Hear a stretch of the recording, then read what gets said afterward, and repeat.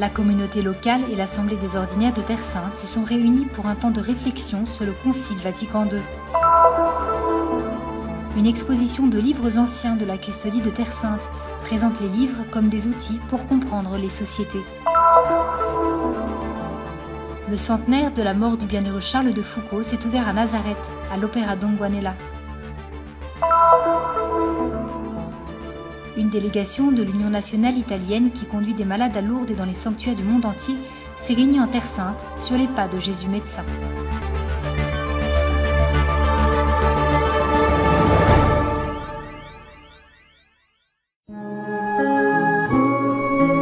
À Jérusalem, les communautés chrétiennes et l'Assemblée des ordinaires de Terre Sainte se sont réunis à l'Institut pontifical Notre-Dame ce 5 novembre pour une matinée de réflexion sur le Concile Vatican II.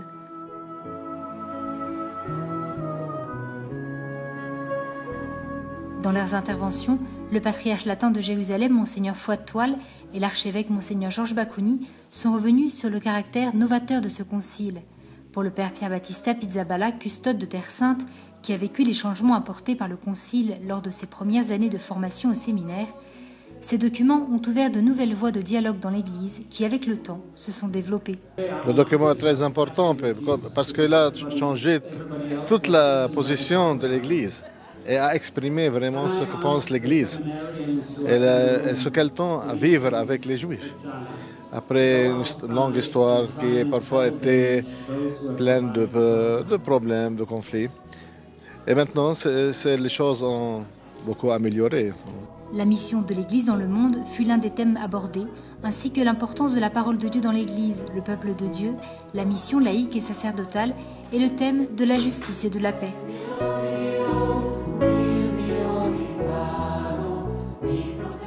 Pour le père Gianni Caputa, le concile a aidé à surmonter les divisions qui existaient entre les laïcs, les religieux et le clergé, séparés dans 3 sphères différentes.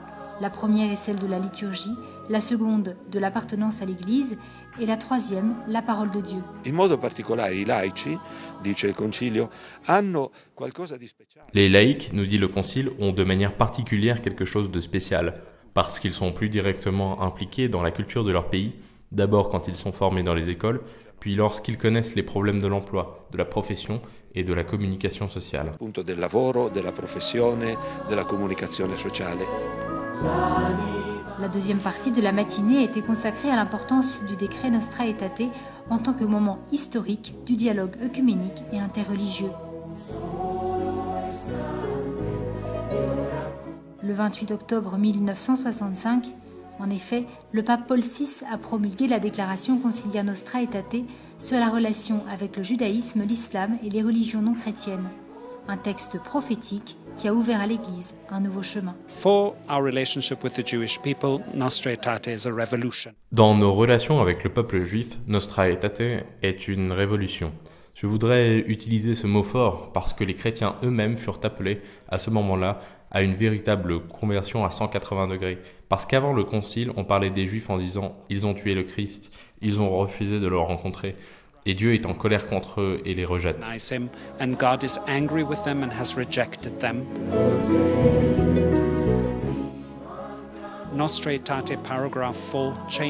Le paragraphe 4 de Nostra Aetate a changé tout cela, et au lieu d'évoquer les Juifs comme des rejetés, les Juifs sont désignés en tant qu'élus. Et aujourd'hui, quand nous disons Juifs, le premier Juif auquel nous pensons, c'est Jésus, ses disciples, sa mère. Et quand nous pensons aux Juifs, nous pensons aussi à l'héritage spirituel que nous partageons avec eux. Ce document est très important car il a changé la position de l'Église. Il a affirmé ce que l'Église pense et comment coexister avec les Juifs après une période de l'histoire faite de nombreux problèmes. Depuis lors, les choses se sont beaucoup améliorées. E questo è un lungo cammino che va a passi, abbiamo fatto tanti passi avanti.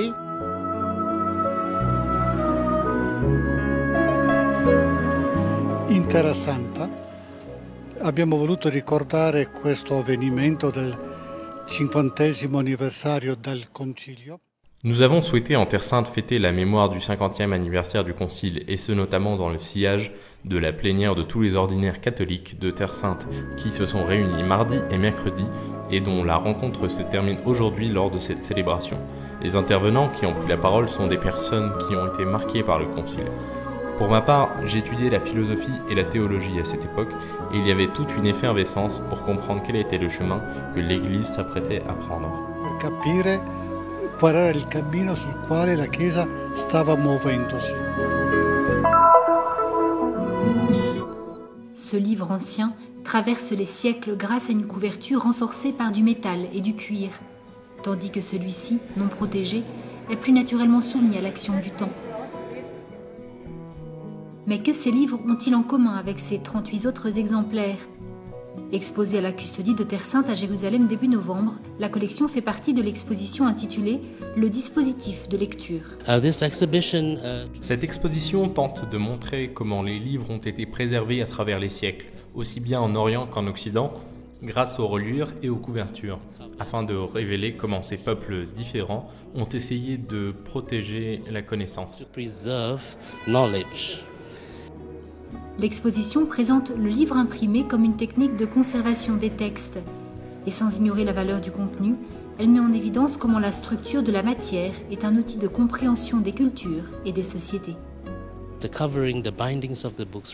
La couverture et la brochure des livres reflètent la richesse ou la pauvreté de la société et la valeur accordée à certaines connaissances que l'on souhaitait protéger de façon particulière. Sinon, pour les choses moins intéressantes, les livres étaient confectionnés de manière beaucoup plus économique et simple. L'exposition s'intègre au projet Livre Pont de Paix, commencé il y a 5 ans dans le but de divulguer la valeur des livres anciens de la bibliothèque franciscaine de Terre Sainte. La scelta fatta per questa occasione, per questa esposizione, è quella di mostrare. La sélection présentée lors de cette exposition révèle l'histoire de la confection des livres, les différents aspects qu'ils ont pris à travers l'histoire, car la matière des livres en faisait des outils, des dispositifs de transcription, de conservation et de lecture des textes. Per trascrivere, conservare e poi leggere i testi.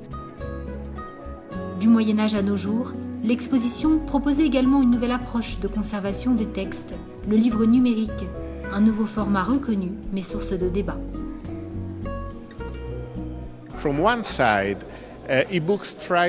D'un côté, les e-books essayent de ressembler le plus possible aux livres imprimés. Le principal problème est de comprendre néanmoins ce qui peut être fait pour améliorer ces livres numériques et quel type d'amélioration pourrait être vraiment utile. Un nouveau style de communication sous une forme qui rassemblerait un texte, une vidéo, des images et des sons. Les livres ont la mission de perpétuer l'histoire, que ce soit à travers des dispositifs anciens ou avec des moyens plus modernes.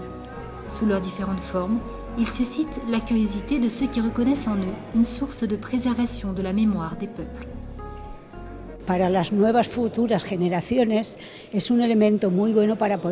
Pour les nouvelles et futures générations, ils sont une ressource très précieuse pour comprendre l'histoire. C'est un complément essentiel pour comprendre et connaître toutes les traditions, dont certaines, étant d'origine orale, ont pu évoluer. Pour cette raison, confier la préservation de la mémoire au livre est une bonne chose.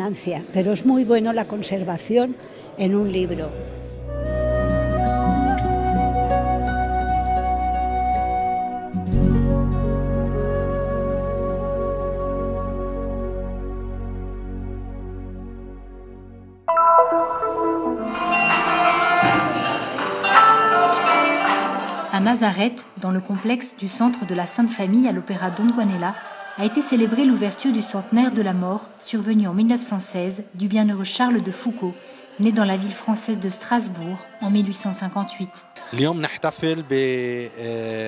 Aujourd'hui, nous célébrons le centenaire de la mort de Charles de Foucauld, un bienheureux de l'Église catholique qui a vécu à Nazareth, ici, de 1879 à 1900.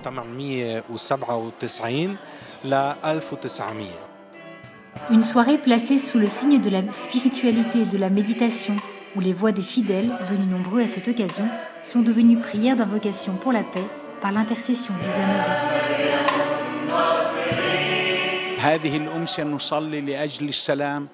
Ce soir, nous avons prié pour la paix, la réconciliation et la fraternité dans notre pays, à Nazareth, dans nos villages et dans nos villes et entre tous les peuples. Et nous avons prié Dieu de nous aider à mettre en pratique ce qui est écrit dans la Bible et dans les écrits de Charles de Foucauld, notamment la fraternité universelle, d'être tous frères, fils de Dieu, et de mieux vivre cette fraternité universelle. Mon Père, je m'abandonne à toi. Fais de moi ce qu'il te plaira. Quoi que tu fasses, je te remercie. Cette phrase, tirée de ses écrits personnels, incarne la pensée du bienheureux Charles de Foucauld. Il a voulu répondre à l'amour de Dieu par le don de sa vie, suivant le modèle de Jésus qu'il appelait le bien-aimé et qu'il a essayé d'imiter justement à Nazareth.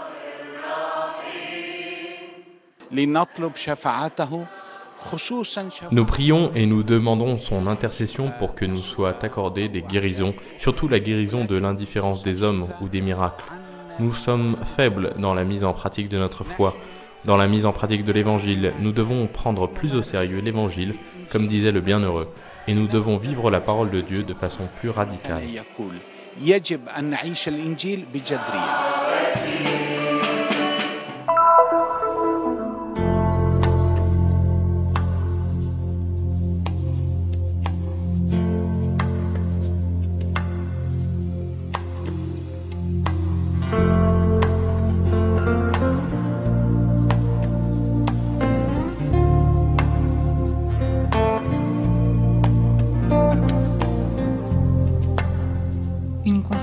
Doté d'une signification profonde, mais aussi un pèlerinage qui a réuni en Terre Sainte une délégation de professionnels venus de toutes les régions d'Italie, d'Unitalsi, l'Union nationale italienne de transport de malades à Lourdes et dans les sanctuaires internationaux, sur les pas de Jésus médecin.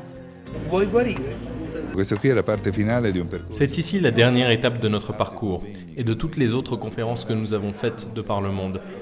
Nous sommes ici en Terre Sainte, justement pour pouvoir comparer les actes de guérison que Jésus a accomplis.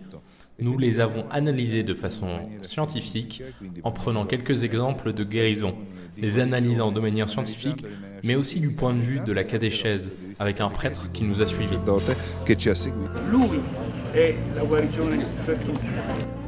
Un pèlerinage à tout point de vue, qui lors de chaque étape s'est laissé traduire par une émotion différente et une profonde réflexion sur le rôle de chacun, mais aussi sur le sens de leur présence en ces jours de particulières tensions. Fondamentalement, c'est une question de foi. Je voulais combiner au mieux ma profession avec ma foi. C'était l'occasion et j'ai voulu en profiter pleinement. Je pense avant tout à un message d'espérance pour tous, pour nous tous, un message de paix surtout, car la paix doit d'abord être en nous-mêmes pour que nous puissions l'apporter à nos patients. Être nous aussi des personnes pacifiques, patients avec eux, dans l'espérance que cette terre devienne une terre de paix pour tous. 40 pèlerins qui, à travers les rues de la vieille ville de Jérusalem, remontant la Via Dolorosa, dans une prière constante, ont voulu être des témoins actifs de la paix. En tant que médecin de l'Unitalsi, cela fait quelques années que nous faisons un chemin pour grandir ensemble en marchant sur les pas de ce qui constitue notre foi.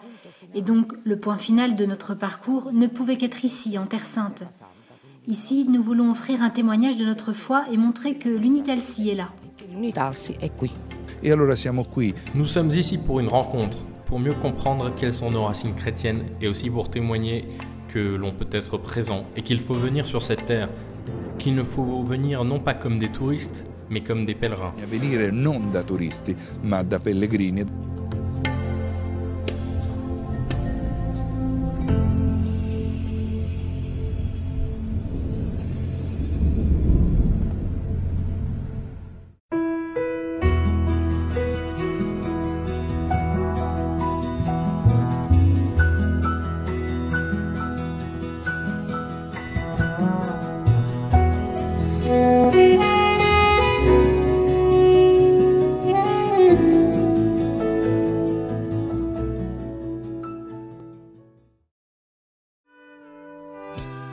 Le Terra Santa News est une production du Christian Media Center situé à Jérusalem, en Terre Sainte.